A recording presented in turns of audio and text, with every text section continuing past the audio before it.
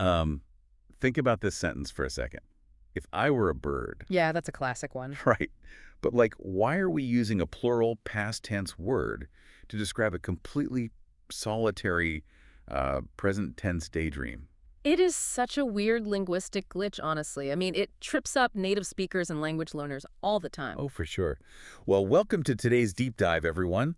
We are pulling directly from a really comprehensive grammar guide today, all about the verb to be, and specifically, we're looking at that battle between was and were. Yeah, our mission today is basically to decode these foundational rules and also their really bizarre exceptions. Because honestly, mastering this is just a super quick shortcut to sounding, polished and well-informed in basically any room you walk into. Exactly. So let's establish the baseline mechanics first. The source guide actually breaks this down as a pretty straightforward sorting exercise based on pronouns. Yeah, the basic split is just solitary versus group, right? Like singular pronouns, I, he, she, those all take was. Right, and then the plural pronouns we, those naturally take were. It's just an incredibly tidy system.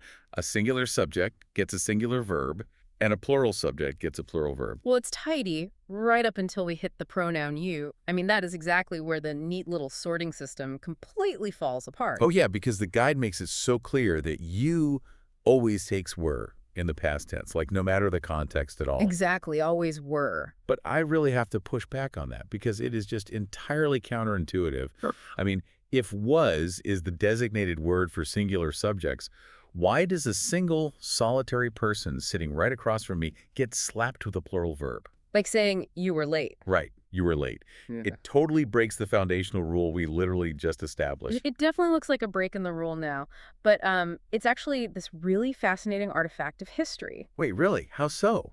So hundreds of years ago, English actually had a specific singular pronoun for the person you were talking to, and that was thou. Oh, like Shakespeare, thou. Right. Exactly. And back then, the word you was strictly reserved for addressing a group of people. Oh, wow. So you literally was a plural word back then. Precisely. It was entirely plural. But then, when thou sort of fell out of fashion and you took over for both singular and plural interactions, you simply kept its plural verb were. That is so interesting. So grammar isn't just randomly overriding logic here. No, not at all. It's really just carrying a ghost of Old English into our modern conversations. That makes so much more sense than just, I don't know, accepting it as some random anomaly.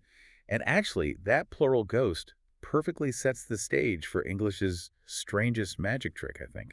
You mean how we talk about things that don't even exist? Yes, exactly. Yeah. The guide introduces this advanced twist where that I was rule gets completely upended, Right. We are entering what grammarians call the subjunctive mood here. which is where we get sentences like, if I were rich, I would travel. Or, back to if I were a bird. Yeah, suddenly a singular I is taking the plural were. It's like we stepped into this sci-fi parallel universe or something. I mean, by intentionally using the wrong word, the language is flashing a neon sign to the listener that, hey, we have completely suspended reality. I actually love that. The sci-fi parallel universe is a really great way to grasp the mechanics at play here. It really feels like that, doesn't it? It does, because in the subjunctive mood, English uses distance in time to signify distance in reality. Oh, that's a cool way to phrase it. Distance in time for distance in reality. Right.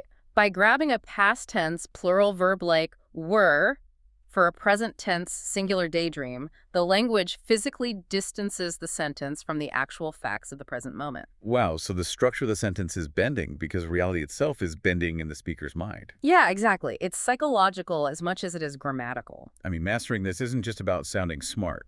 It's really about understanding these subtle psychological signals embedded in our words. For sure. Spotting these underlying historical and psychological patterns just gives you a much deeper appreciation for how English structures our perception of the world. Totally. So for you listening, just keep your basic pronoun pairing straight. And remember that a singular you is hauling around this whole plural history. And of course, use that subjunctive were to clearly signal those imaginary scenarios. Right. And speaking of perception, I will leave you with this little idea to chew on. Oh, lay it on us. So when someone says, if I were rich, they are talking about a desire they have right now, like in the present. Yeah, a present tense dream. Right. So why does English force us to use a past tense word to describe an alternate present? Like, if grammar is the architecture of thought, what kind of weird time travel are we doing when we dream?